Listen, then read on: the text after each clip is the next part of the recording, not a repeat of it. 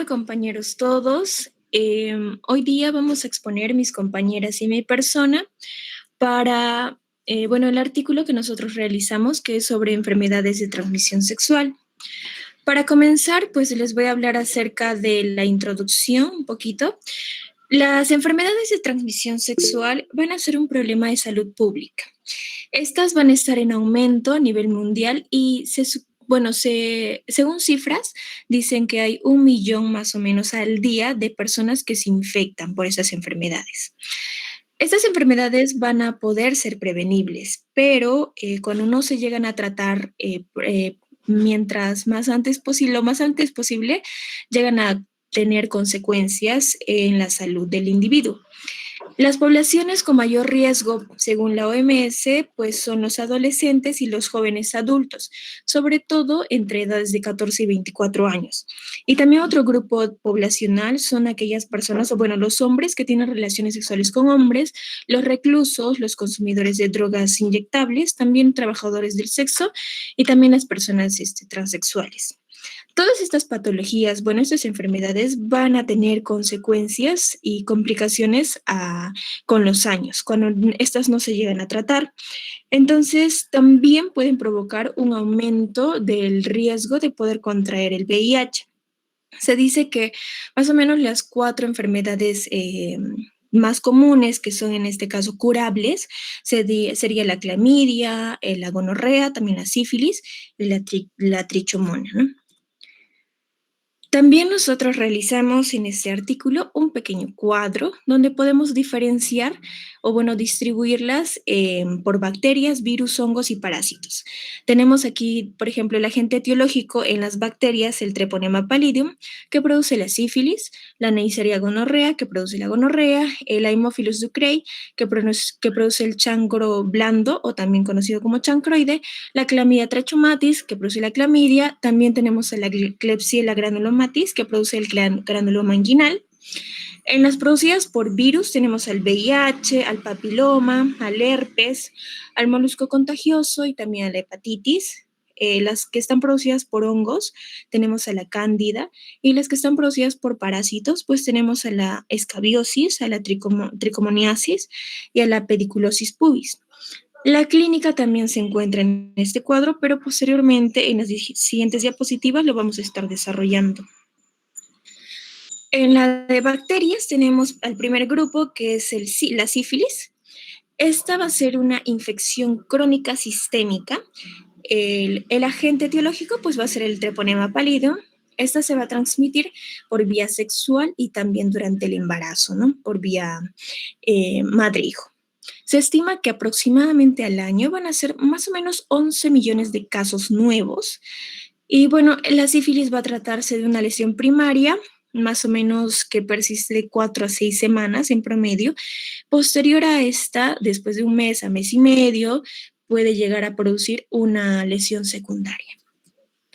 En las manifestaciones clínicas, vamos a ver que tenemos a la sífilis primaria, que va a ser una pápula, va a ser única, esta va a ser erosiva, va a ser dura, va a ser de base limpia, va a tener bordes firmes y sobreelevados. Y sobre todo se va a localizar en la región anogenital. Se acompaña en muchos casos de una linfoadenopatía regional, pero esta adenopatía pues va a ser indolora y no supurativa. Esta es la lesión que tenemos aquí. Esta es una lesión primaria, es un chancro firme que no es doloroso al tacto. Luego tenemos a la sífilis secundaria. En esta va a estar producida después de un mes y medio más o menos alrededor de ya haber sanado la lesión primaria, pero en algunos casos también estas pueden coexistir al mismo tiempo. Entonces, la sífilis secundaria van a ser lesiones maculosas, papulosas y papuloescamosas. También puede tener síntomas acompañantes como dolor faríngeo, fiebre, pérdida de peso, malestar general, anorexia, cefalea. En las imágenes podemos observar, en la primera imagen de la izquierda, tenemos un exantema maculopapular en el tórax. En la imagen del medio, pues tenemos máculas, sobre todo en la palma de la mano, y luego tenemos, pápulas en la planta del pie. Y en la sífilis terciaria, Esto es cuando la sífilis no ha sido tratada desde un inicio, entonces los pacientes pueden tener un tiempo de latencia, ya sea menor de un año, que va a ser una latencia precoz, y luego ya tardía, y en la sífilis terciaria, cuando ya es mayor a un año, puede ser más de un año, 10 años, 20 años, 30 años, y aquí es donde van a presentar los problemas sistémicos, ¿no? Se dice que el 15% presenta sífilis gomatosa, el 10% cardiovascular, el 7% neurológica. Es aquí también donde se presenta la neurosífilis, que puede ser con síntomas como una meningitis, también puede presentar aneurismas en el caso de cardiovascular, en la sífilis gomatosa también puede haber un compromiso articular. Y bueno, el diagnóstico y el tratamiento el diagnóstico se basa sobre todo en la sospecha clínica y en la detección del microorganismo causal, que en este caso va a estar en la úlcera. También hay algunos exámenes que se pueden realizar en este caso, que son los troponímicos y los no troponímicos, que es, por ejemplo, la reagina plasmática rápida, que es el gol estándar. También tenemos a la prueba fluorescente de absorción de anticuerpos antitroponémicos y también tenemos a la prueba de aglutinación de partículas del treponema pallidum. Y en el tratamiento, pues tenemos que en la sífilis primaria, en la secundaria y en la secundaria temprana sobre todo, en la latente, o sea, menor a un año, se puede tratar con penicilina G benzatínica. Esta va a ser una sola dosis de 2.4 millones de unidades intramuscular. Y en el caso de que ya se presente una sífilis tardía, latente, o sea, mayor a un año, puede utilizarse penicilina G benzatínica también, pero esta va a ser cada semana durante 3 semanas. Luego tenemos a otra enfermedad de transmisión sexual, que es la gonorrea, que va a ser ocasionada por la Neisseria gonorrheae. Esta se va a manifestar sobre todo en lugares donde presentan un epitelio cilíndrico. Entonces puede ocasionar cervicitis, uretritis, proctitis, conjuntivitis. La Neisseria gonorrheae es un diplococo gram negativo no capsulado, es intracelular, es facultativo aerobio estricto. Y se dice que la eficiencia de la transmisión, sobre todo es de un hombre infectado a una mujer sana, va a ser aproximadamente de un 50-60%. Y en cambio, de una mujer infectada a un hombre sano es como en 20% la probabilidad de transmisión. En las manifestaciones clínicas, pues tenemos que en los varones sobre todo va a ser característico una secreción uretral que al inicio va a ser escasa y mucoide y en unos días va a ser una secreción profusa y purulenta. Esta puede estar acompañado en un 50% de disuria. También puede haber síntomas relacionados como tenesmo, hematuria terminal, edema también del pene, por una linfangitis o una tromboflebitis de esta zona. También puede haber abscesos y fístulas periuretrales. Y en las mujeres, pues se cursa en muchos casos de forma asintomática, pero también puede haber secreción vaginal mucopurulenta, también puede presentarse disuria, dolor en hipogastrio, metrorragia y menorragias que son menos frecuentes, pero también pueden desencadenarse. Y sobre todo si hay un compromiso de las glándulas a esta zona o una exacerbación de la infección, pues puede originar una enfermedad pélvica inflamatoria, una endometritis, salpingitis y también peritonitis.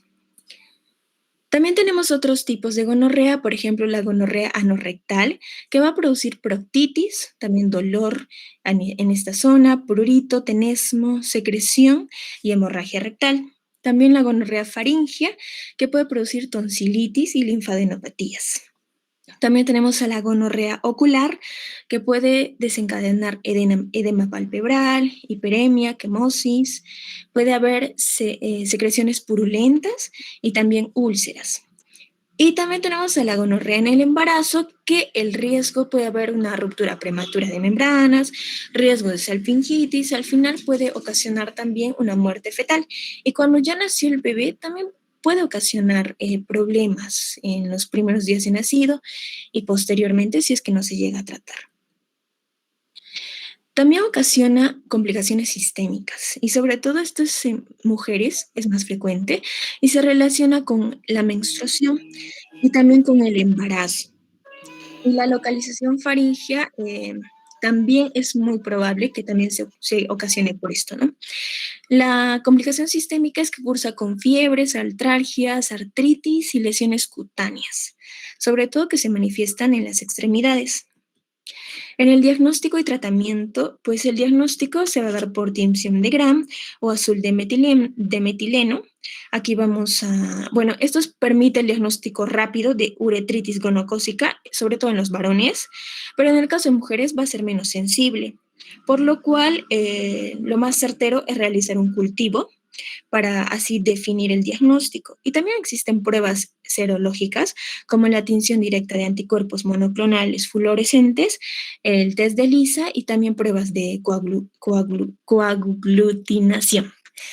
Ya. Ahora, en el tratamiento de la gonorrea, pues tenemos una dosis única que puede ser de ceftriaxona intramuscular de 125 miligramos, también cefixima vía oral de 400 miligramos, también es una dosis, ciprofloxacino de 500 miligramos vía oral, también es monodosis, y acitromicina, que es de 2 gramos vía oral.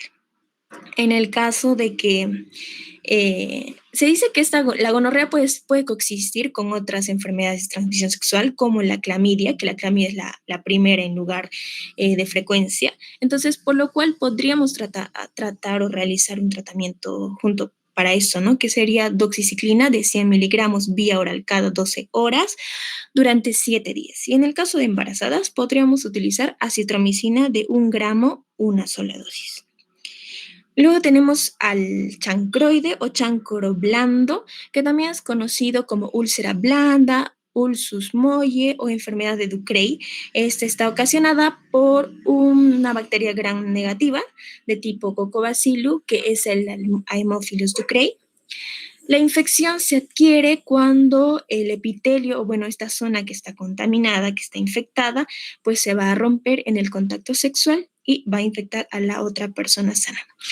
Las manifestaciones clínicas, pues va a ser una pápula inflamatoria pequeña en el sitio de inoculación. Esta pápula va a ser erosiva, va a aparecer una úlcera profunda, va a ser muy dolorosa y puede ser múltiple, ¿no? También tiene márgenes blandos y va a ser un poco friable. Y sobre todo también va a estar cubierta por un exudado fétido de color amarillo grisáceo. El 50% de los casos en estos pacientes pues van a presentar una adenopatía dolorosa supurativa. Esta puede ser unilateral y también puede llegar a infectarse, o sea, formar bubones supurativos y esto puede progresar a una rotura espontánea de esta inflamación, ¿no? El diagnóstico y el tratamiento, pues el diagnóstico va a ser en exclusión de la sífilis y el herpes y el aislamiento del agente causal va a ser mediante el cultivo. Se puede realizar también la tinción de Gram, aunque la reacción de cadena polimerasa es un poquito más sensible y más específica. Y también podemos demostrar el microorganismo en un tejido mediante coloración de GEMS. El tratamiento va a ser acitromicina, 1 gramo vía oral, es única dosis. También puede ser ceftriaxona, 250 miligramos intramuscular, única dosis. El ciprofloxacino, también de 500 miligramos cada 12 horas, de 3 a 5 días. Y en el caso de embarazadas, lactantes o menores de 18 años, podemos utilizar eritromicina de 500 miligramos cada 6 horas durante una semana.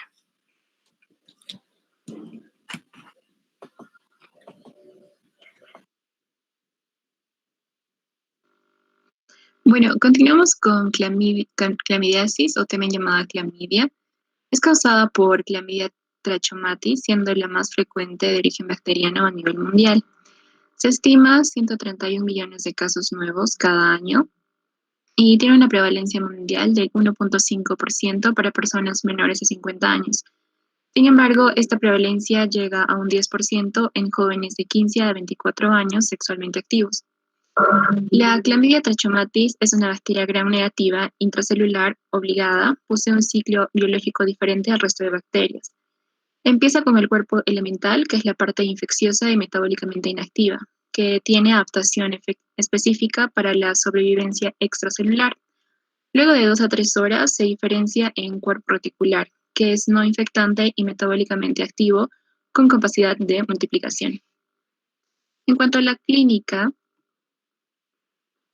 aproximadamente del 85 al 90% de los casos de infección por Clamidia trachomatis son asintomáticos y pueden durar por algunos meses o años.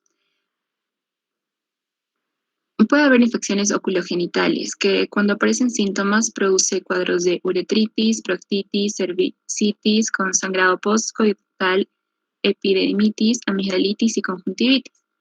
Los síntomas más comunes en mujeres son la secreción mucopurulenta e hipertrofia ectópica cervical. Cuando hay infección en la uretra y tracto genital inferior, puede causar disuria, secreción vaginal anormal o sangrado después de las relaciones sexuales. Por otro lado, la infección del tracto genital superior, que incluye endometritis o salpingitis, puede causar malestar pélvico y sangrado uterino intermenstrual.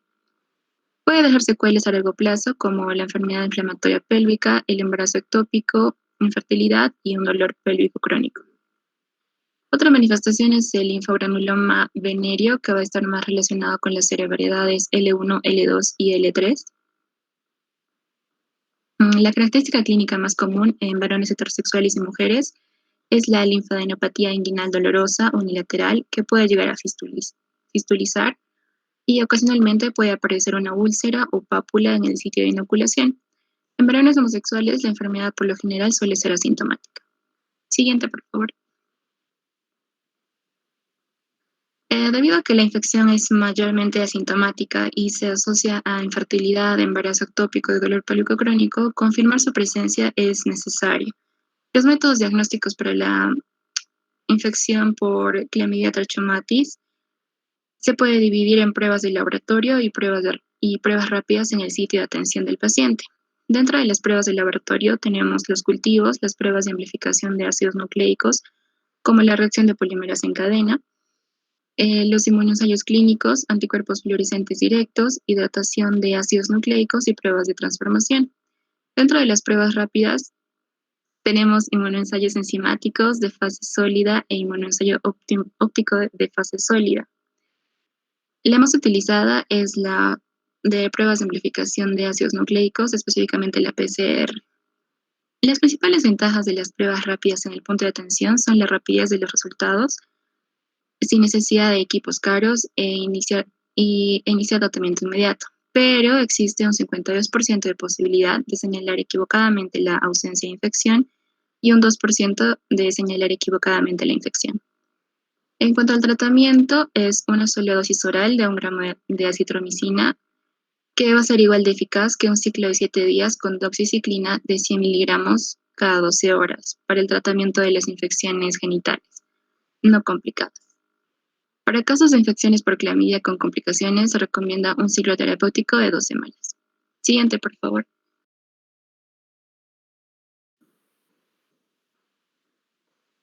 Okay. Otra enfermedad es el granuloma inguinal, o también llamado donovaniosis. Es una infección bacteriana rara, progresiva, inflamatoria, crónica, que afecta generalmente a la región anogenital causada por Klebsiella granulomatis. Es endémico en zonas tropicales y subtropicales de Asia, Australia, Brasil, Caribe y África. Habitualmente se presenta como brotes epidémicos y es muy poco común en Europa. Es más frecuente en adultos varones de 20 a 40 años, principalmente en homosexuales. La Clamidia granulomatis es un patógeno humano estricto, bacilo gram negativo, aerobio facultativo y capsulado. En muestras clínicas se observa dentro de las vacuolas en el citoplasma de leucocitos mononucleares. Se presentará sin cápsula cuando es un bacilo inmaduro.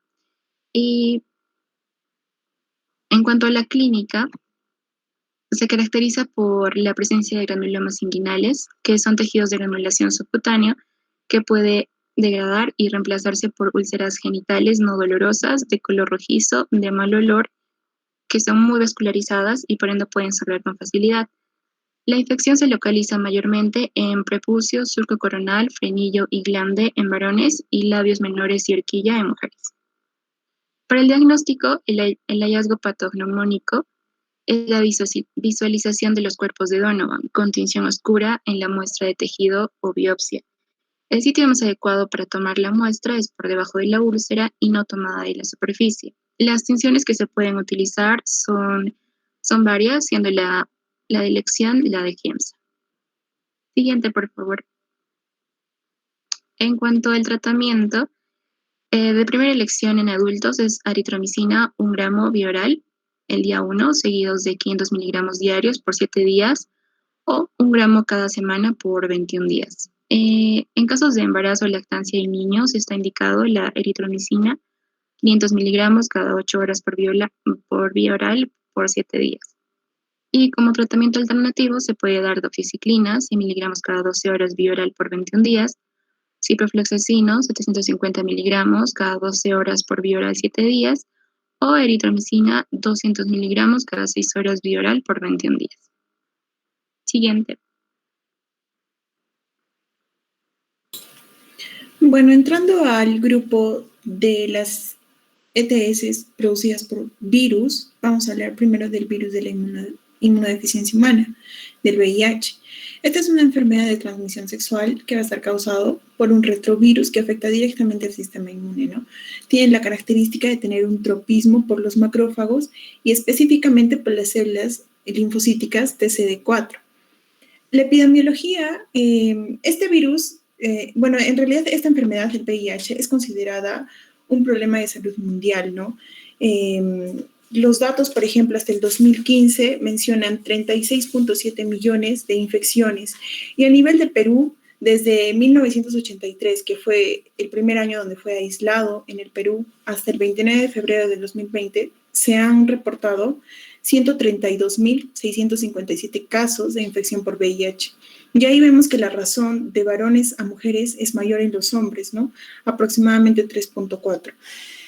Y de estos contagios, de estas infecciones, 45.089 pacientes están en estadio SIDA, igual siendo más prevalente en los varones. Esto que nos demuestra que, por ejemplo, está habiendo mucha desventaja al momento de hacer la detección del virus y muchas personas llegan al estadio SIDA, ¿no? Que sí se podría prevenir, vamos a ver más adelante cómo. Ahora, la transmisión se puede dar primero por relaciones sexuales, ¿no? Es una de las enfermedades de transmisión sexual más importantes a nivel mundial. Y estas relaciones sexuales, en este caso específicamente las vaginales o anales, siguen siendo el principal mecanismo de transmisión. También se puede dar la transmisión por vías parenterales contaminadas, agujas contaminadas o por exposición a fluidos, ¿no? Altamente contaminados como la sangre. Y también por vía vertical, de madre a hijo, ya sea durante el embarazo, en el parto o la lactancia. Ahora, consideran en algunas bibliografías las poblaciones clave, que son las mujeres trabajadoras sexuales y los hombres que tienen relaciones sexuales con hombres y también las personas transgénero. ¿Por qué se les conoce como poblaciones clave? Porque estas poblaciones son muy vulnerables, altamente vulnerables en comparación a la población normal o hasta a personas que están expuestas, ¿no? Como los trabajadores de la salud. Porque esta población clave tiene de 13 a 22 veces más probabilidades de ser infectados, ¿no? Por el VIH. Siguiente, por favor. Hablando de la fisiopatología del VIH, como es un virus ARN envuelto, esta envoltura que tiene el virus lo consigue por proteínas de la membrana celular, ¿no? Va a haber un acoplamiento, como les mencionaba, tiene una alta afinidad por la célula CD4. Entonces va a hacer acoplamiento mediante receptores a la célula CD4 y va a introducir el ARN vírico dentro de la célula, ¿no? Dentro del linfocito. Posteriormente, la transcriptasa inversa se va a encargar de la formación del ADN a partir del ARN que ha sido introducido y el virus va a vivir por mucho tiempo dentro de la célula CD4, también infecta macrófagos y los macrófagos tienen la característica de aguantar más, o sea, tienen más resistencia al virus que otro tipo de células infectadas, ¿no? Por eso es que su fase latente asintomática, cuando el virus vive dentro de la célula, dura mucho tiempo y los pacientes no presentan síntomas, ¿no? Y desconocen totalmente su estado inmunológico. Posteriormente, la inclusión en el ADN celular, se va a formar el ARN y va a haber la transformación en proteínas. Y después se van a fragmentar, dan lugar a las proteínas víricas y una vez que se han replicado dentro de la célula CD4 del macrófago, va a haber la salida de la célula en forma de viriones infectivos. Ahora, como estas células están infectadas por el virus y tienen parte del virus, del ADN y del ARN del virus, al final van a ser destruidas, ¿no? Son reconocidas y destruidas. Es por eso que la característica del VIH es la reducción de las células linfocíticas, de las células inmunes, y hasta vamos a ver que en estadios de SIDA los CD4 van a llegar a calcularse hasta menores a 200 células, ¿no? Siguiente, por favor.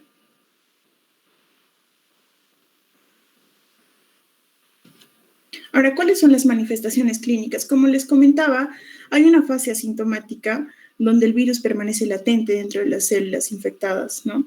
Generalmente, estos pacientes, entonces, son asintomáticos, no tienen manifestaciones. A veces, durante la infección, cuando ocurre la infección, se puede manifestar por medio de un resfriado, puede simular un resfriado, un malestar general, ¿no? Que desaparece en pocos días y posteriormente no tienen nada los pacientes. Por eso es que desconocen su condición clínica y serológica. Posteriormente, después de muchos años, y más cuando un paciente no se somete a tratamiento, en los estadios avanzados ocurre la infección sintomática, donde va a haber linfadenopatías persistentes, pérdida de peso que puede ir de leve a muy severo, síntomas constitucionales, candidiasis persistente. Además, el VIH va a estar asociado a muchas otras enfermedades, ¿no? Y el paciente es más vulnerable a adquirir otras infecciones de tracto respiratorio, de piel. También puede tener infecciones sobreagregadas como la hepatitis, la TBC. Y en estos casos, la clínica de por sí de la otra enfermedad va a ser mucho más florida de lo que generalmente es, ¿no? Porque los pacientes con VIH hemos visto que tienen un sistema inmune altamente comprometido. Las citopenias también. Y la fiebre prolongada, ¿no? En fases avanzadas. El diagnóstico se hace por prueba de anticuerpos, ya sea el ELISA o pruebas rápidas. Y el tratamiento, primero existe un tratamiento profilaxis, se recomienda dar un tratamiento profilaxis posterior a la exposición al VIH, o sea, pacientes que hayan estado expuestos al VIH pueden tener o se debe considerar la terapia antirretroviral para las personas VIH negativas que pueden haber estado ocupacionalmente o sexualmente expuestos al VIH. ¿Y por qué esta recomendación?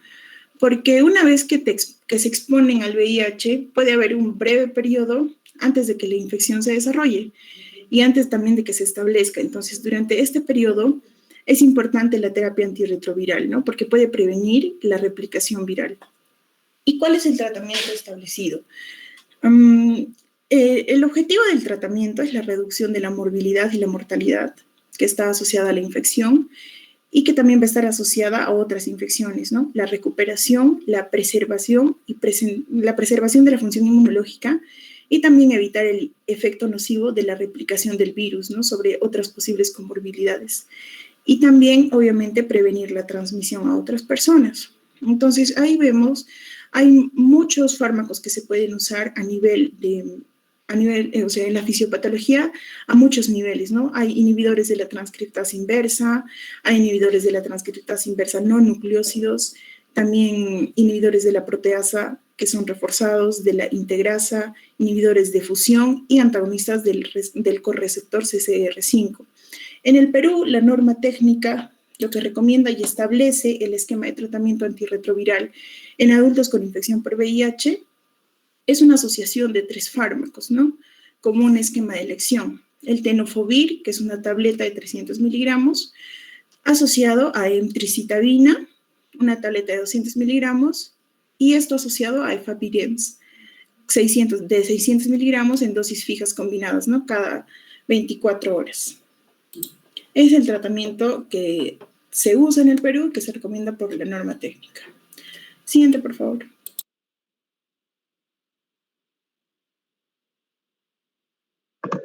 Continuando con la exposición, tenemos a lo que es el virus del papiloma humano. El virus del papiloma humano en sí es un virus ADN de la familia Papillomaviridae, de doble cadena circular, no encapsulado.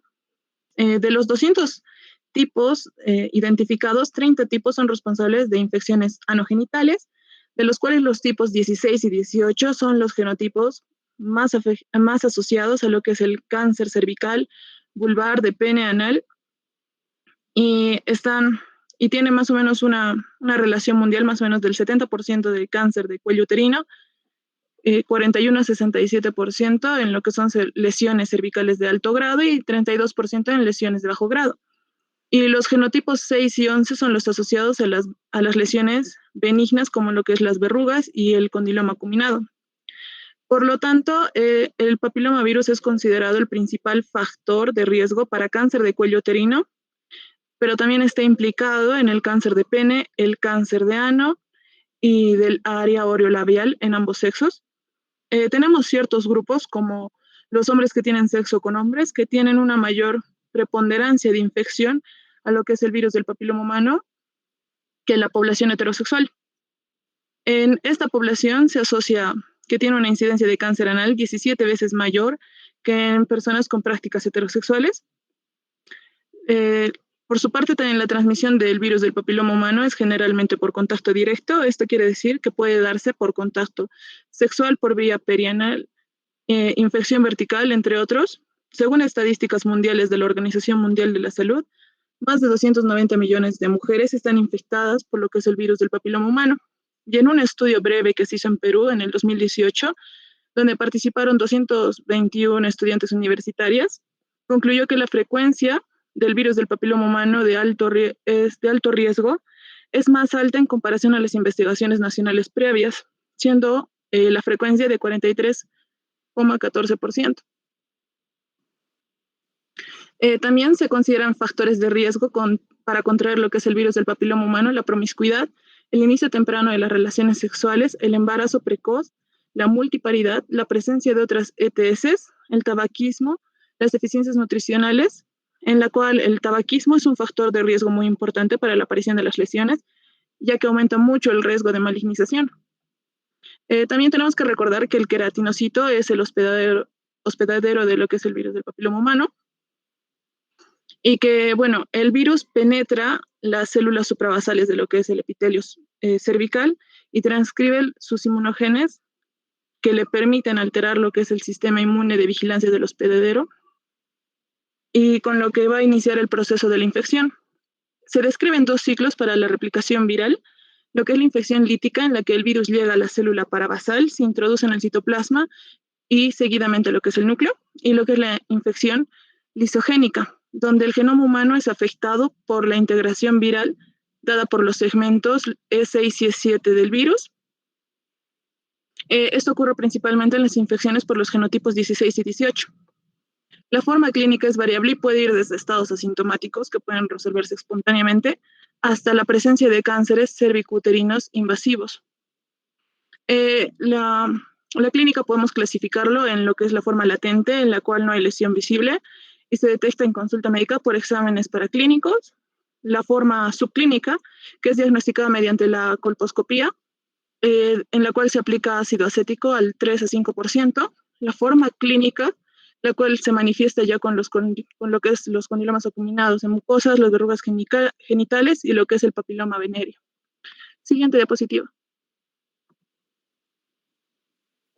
Bueno, en las imágenes tenemos las diferentes formas de manifestación clínica, como lo que son las verrugas, sea vulgar, filiforme, común y plana.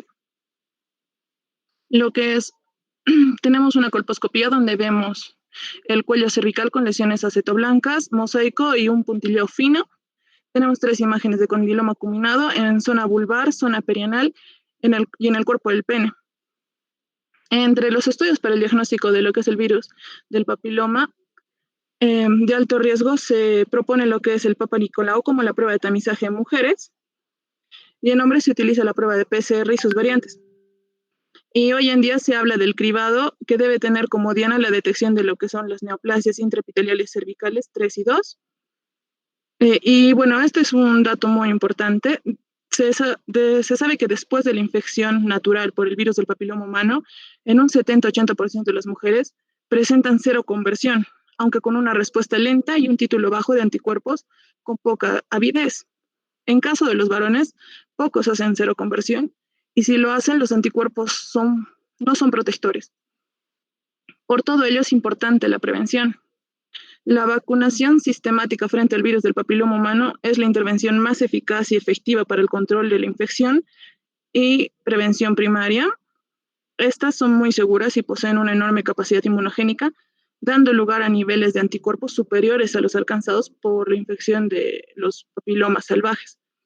En el mercado actualmente existen 3 vacunas aprobadas por la FDA, lo que es la tetravalente, la bivalente y la nonavalente. Debemos tomar muy en cuenta que las vacunas frente al virus del papiloma humano no modifican la historia natural de la infección en curso, por lo que el potencial preventivo es mayor cuando se aplica a personas no expuestas. Bueno, en el caso de la nonavalente se debe administrarse en un régimen de 2 dosis entre los 9 a 14 años y la tercera a los 15 años. Las mujeres que ya han sido vacunadas deben seguir haciéndose Papa Nicolaus como prueba de tamizaje, dado que las vacunas actuales contra el virus del papiloma humano no protegen contra los tipos de virus de papiloma humano que no están básicamente dadas en cada una de estas vacunas.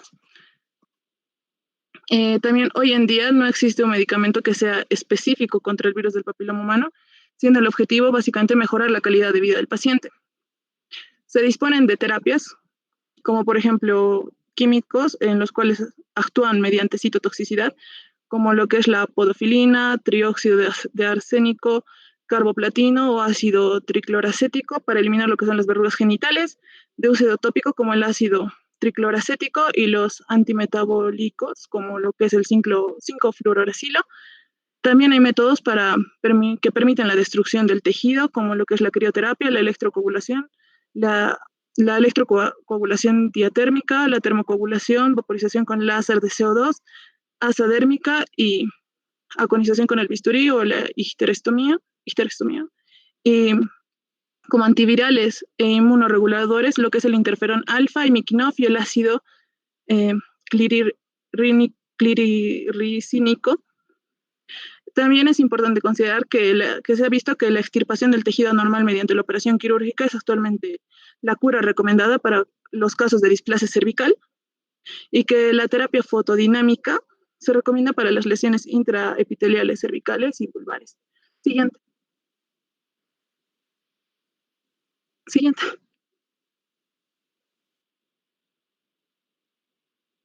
Ya. Bueno, continuando con la exposición, vamos a hablar acerca de herpes genital.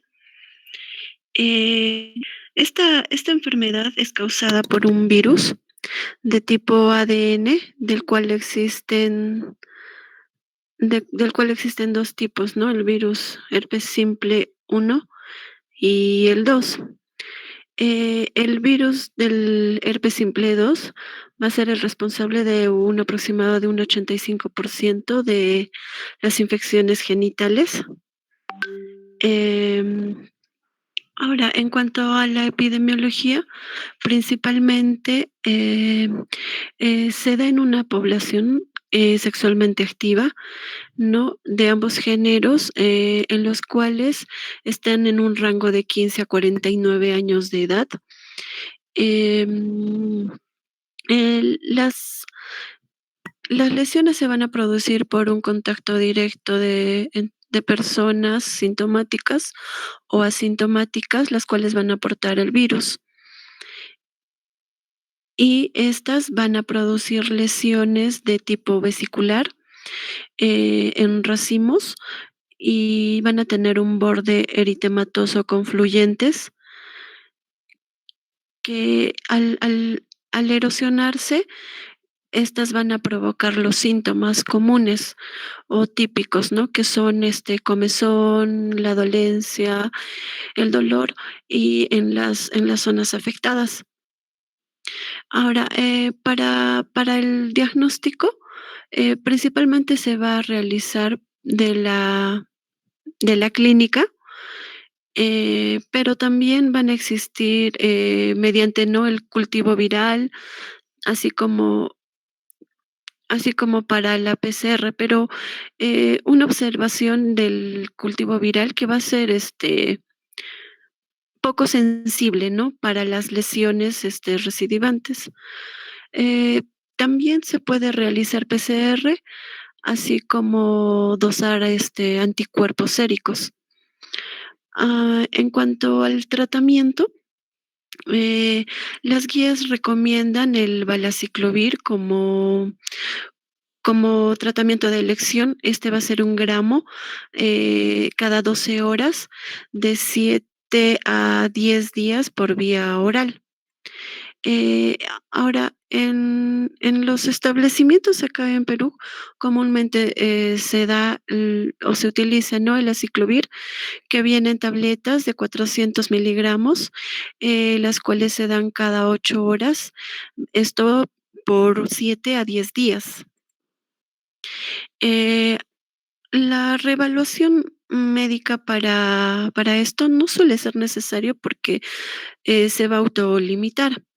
Ahora, en cuanto a la fisiopatología, se tiene, ¿no? Que el virus, cuando luego de intuir por medio de las membranas que ya están infectadas, se va a retraer transitoriamente y va a ocasionar virosis. Entonces se va a dispersar por medio de los vigores a las neuronas que son sensitivamente, ¿no? Por el nudo del trigémino. Y va a permanecer en una representación escondida. Ahora, también, ahora, en cuanto al diagnóstico diferencial, se tiene que realizar con lesiones que van a ser ulcerativas, como por ejemplo sífilis, chancroide, principalmente, ¿no? Mm, Eso sería todo. Siguiente.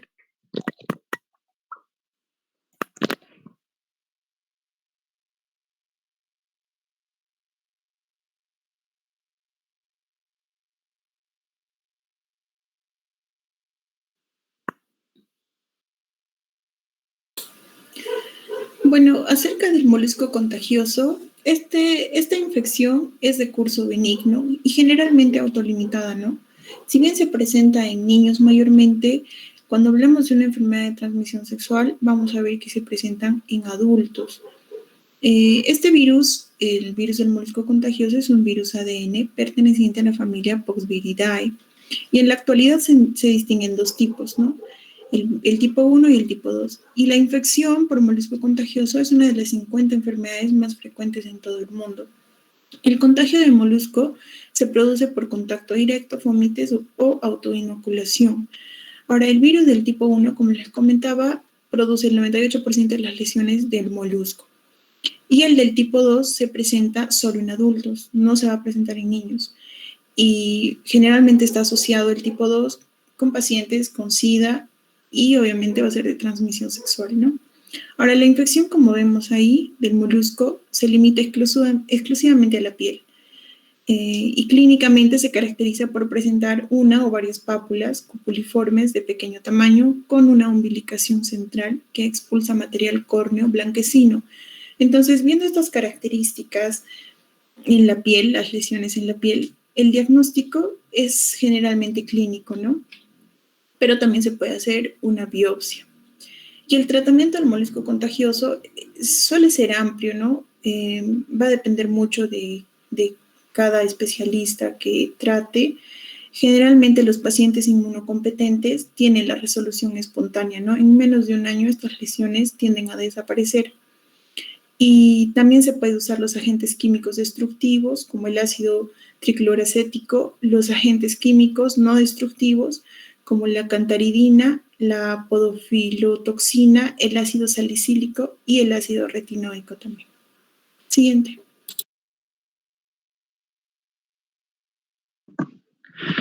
Continuando, tenemos a lo que son las hepatitis en el ámbito de las enfermedades de transmisión sexual. En recordar que las hepatitis, la hepatitis en sí es la inflamación del hígado y este tiene múltiples causas, entre ellas lo que son los virus hepatotropos, de las cuales se considera mundialmente de transmisión sexual el B y el C, y algunos autores consideran el A.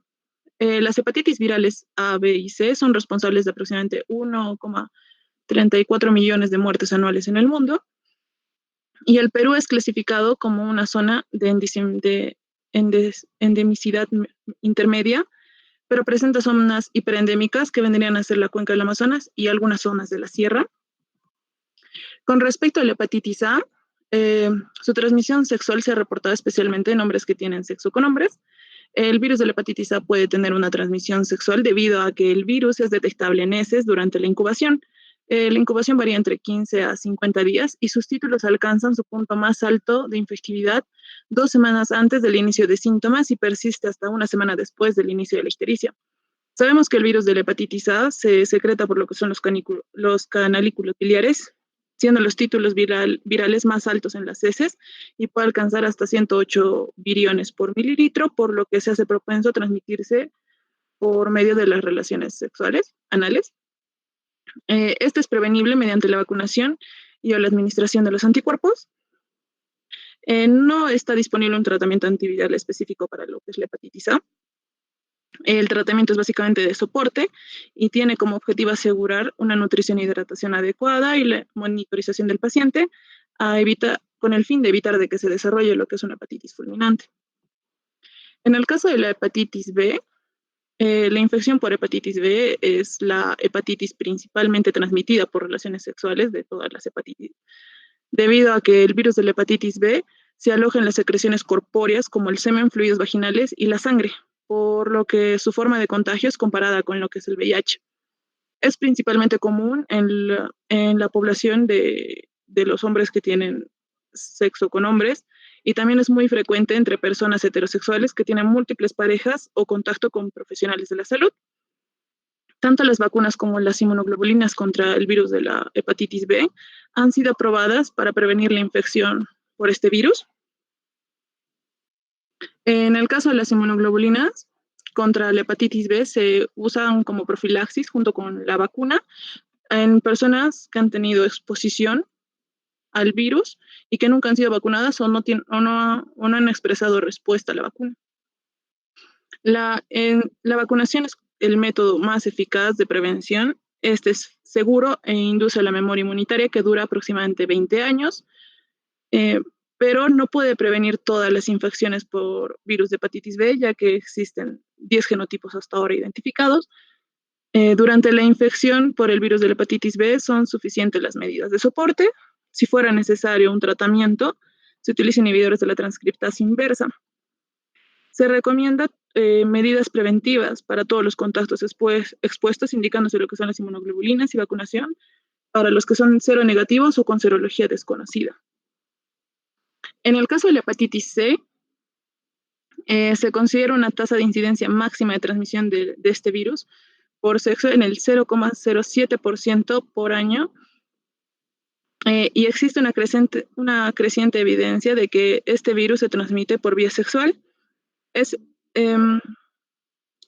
consideraba su epidemia limitada principalmente a los hombres que tienen sexo con hombres que sean VIH positivos. Sin embargo, mostró incidencia en lo que eran VIH negativos y en personas con hábitos heterosexuales y que tienen un gran número de parejas sexuales y practican lo que es el sexo anal. Se sabe que los subconjuntos de células dendríticas desempeñan un papel importante en la transmisión sexual de este virus a través de los tejidos de la mucosa, y se considera de que el virus de la hepatitis C podría secuestrar subconjuntos de células dendríticas para la transmisión y que la activación de las células de Langerhans permite la diseminación del virus a los hepatocitos. Se consideran factores de riesgo para contraer esta infección, lo que vendría a ser un comportamiento sexual de alto riesgo.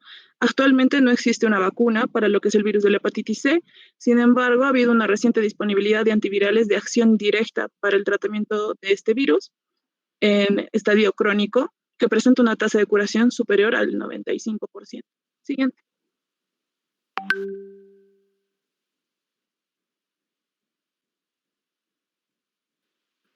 Eh, Ahora vamos a hablar acerca de las enfermedades que dentro de estas no son causadas por hongos. Tenemos a la candidiasis vaginal, que esta es una infección producida por un hongo del género Cándida, del cual el albicans es el 85% y el 15% restante es por un género no albicans.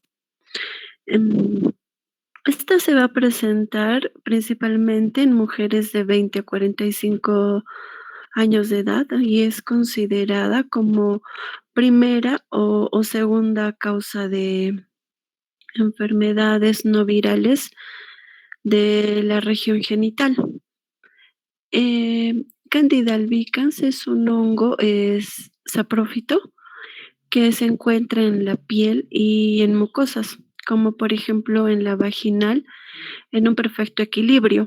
Esto debido a que existe los lactobacilos que producen un medio ácido, ¿no? En la región vaginal y que en las personas que tienen enfermedades como diabetes mellitus, en el embarazo, así como en personas que van a utilizar antibióticos frecuentemente o que tienen la costumbre de utilizar las duchas vaginales con frecuencia, es que se va a presentar un desequilibrio del pH y se va a permitir la colonización del hongo, que este va a producir una secreción vaginal que va a ser blanquecina, que va a ser de escasa cantidad y que es no maloliente.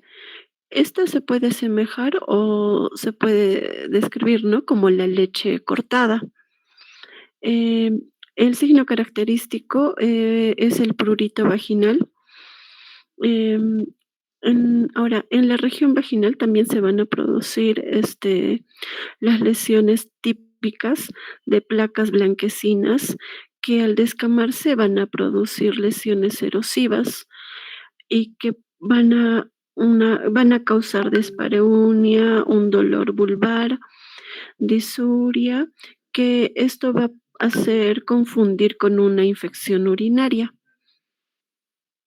Ahora, para el diagnóstico, se va a requerir la valoración directa a través de la colposcopía, una obtención de una muestra fresca y observación directa al microscopio.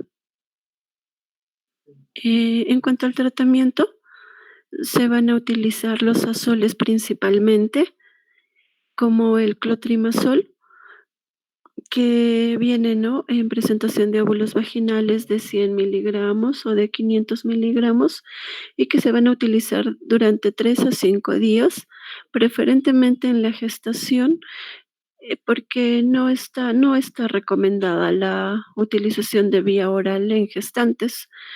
Eh, Esto principalmente durante el primer trimestre. Siguiente.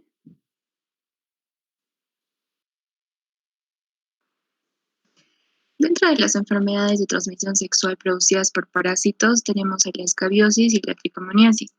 La escabiosis es una infección parasitaria de la piel pruriginosa causada por el ácaro microscópico Scharcoptes scabei.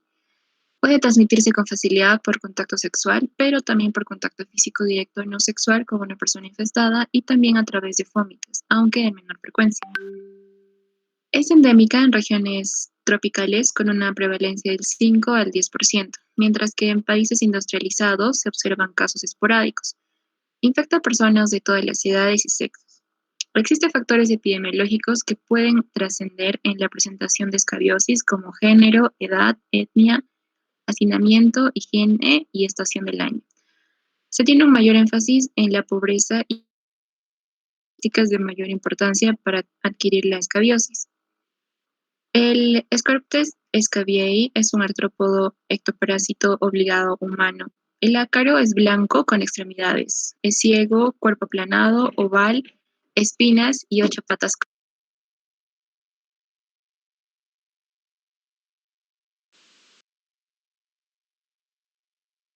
Las formas adultas salen a la superficie pasadas 2 semanas, pudiendo ser las hembras fertilizadas y reinfestar al huésped u otro humano.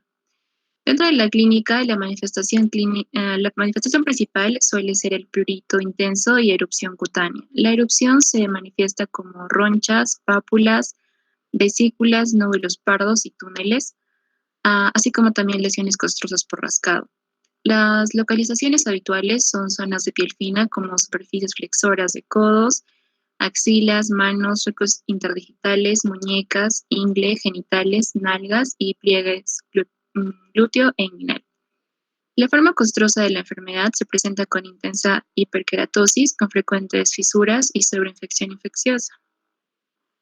Se produce en ancianos e inmunocomprometidos. Siguiente, por favor.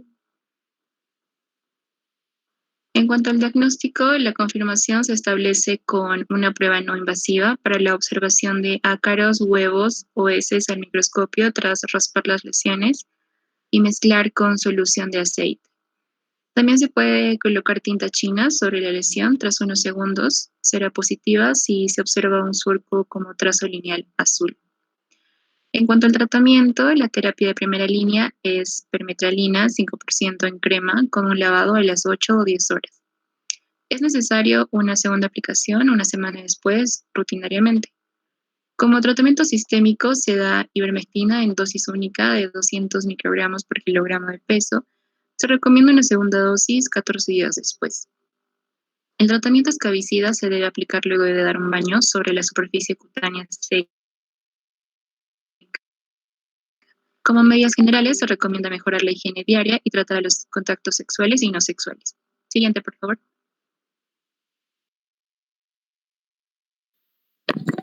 Bueno, ahora vamos a hablar acerca de la tricomoniasis vaginal.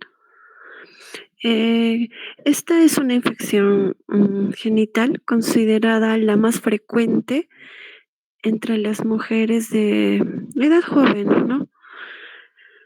Esta va a ser causada por la tricomona vaginalis, que es un protozoo flagelado, anaerobio, y que es móvil.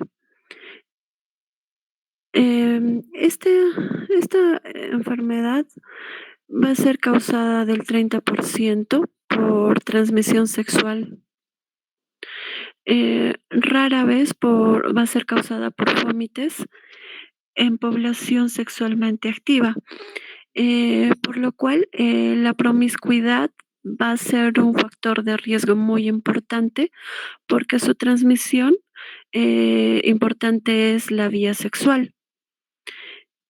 Ahora, dentro de los síntomas se presenta el síndrome de flujo vaginal, que se va a caracterizar por un flujo abundante, blanquecino, espumoso y que es maloliente. Que este va a estar acompañado también de un enrojecimiento en las paredes vaginales, lo cual va a causar disuria, dispareunia o dolor en la región vaginal. Ahora, para su diagnóstico, basta con la visualización directa a través de la colposcopía, donde se encuentran lesiones ulcerativas rojizas, difusas, a manera de fresa, que esto es lo que es característico, ¿no? O caracteriza la colposcopía. Se puede obtener una muestra en fresco para poder visualizarlo a través del microscopio. Ahora, el peligro de la tricomoniasis es de que va a facilitar la coinfección de otros gérmenes en la región vaginal y que este va a duplicar el riesgo de contagio de VIH. Para su tratamiento se va a utilizar metronidazol y tinidazol. El metronidazol es el medicamento de elección que viene en presentación de tabletas de 500 miligramos, cada 12 horas por 7 días. y también se puede utilizar dosis única de 2 gramos que va a tener una eficacia similar.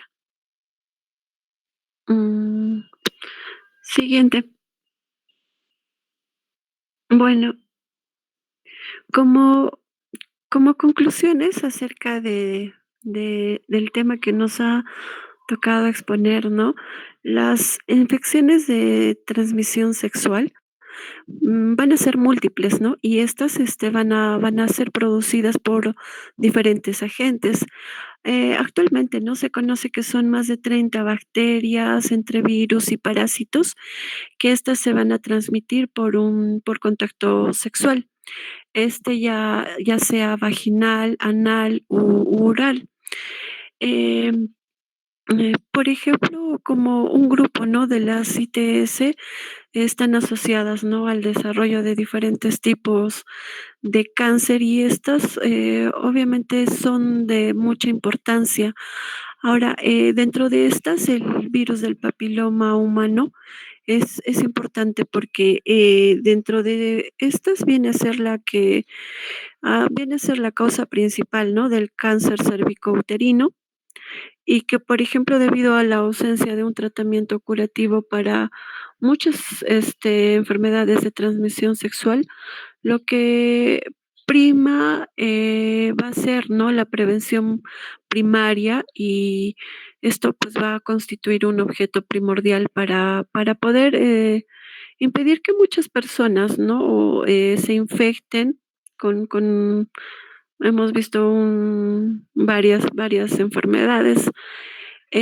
También, bueno, hemos podido ver que se están realizando, ¿no? Varios estudios en los cuales demuestran una prevalencia, ¿no? De ciertos grupos poblacionales en los que también es siempre relevante, ¿no? Tomar las estrategias de prevención que deben ir dirigidas para todos los grupos, ¿no? Para que tengamos un mejor control y se eviten eh, que uno se pueda infectar con estas enfermedades. Bueno, estas son las referencias bibliográficas y eso sería todo, doctor.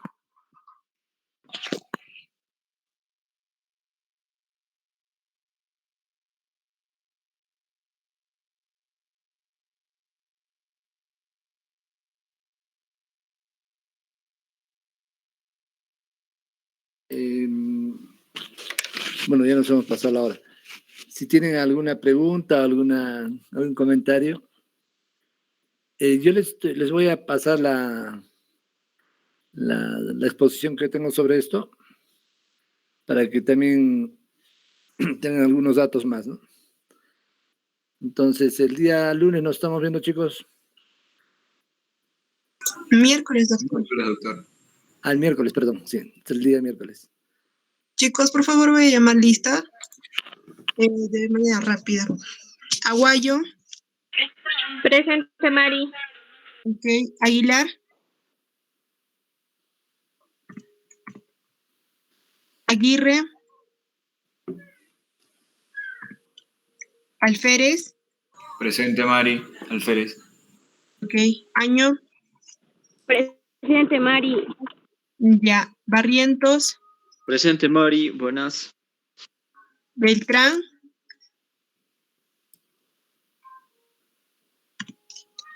Bolívar Silva. Presente, Mari. Buenas tardes. Ok. Gala Cáceres. Presente, Mari. Buenas tardes. Buenas, Diana. Carvajal Taco. Presente, Mari. Buenas tardes. Buenas tardes. Coapro. Presente, Mari. Ok. Ceballos Condori. Presente, Ceballos. Ya. Chacón Ordóñez.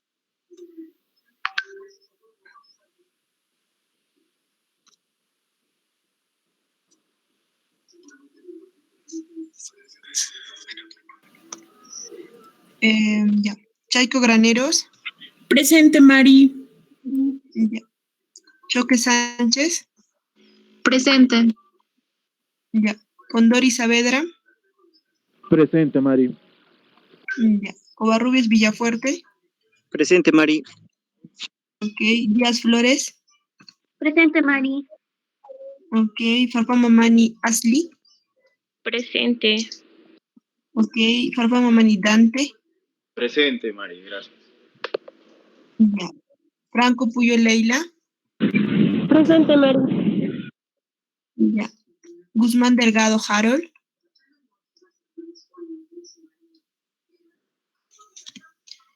Walpa Lobón Yamit. Presente, Mari. Ok. Guamán Pelaiza Evelyn. Presente, Mari. Ya. Guamán Zúñiga Heidi. Presente, Mari. Ok. Jaramillo Castro Yonaiker. Presente, Mari.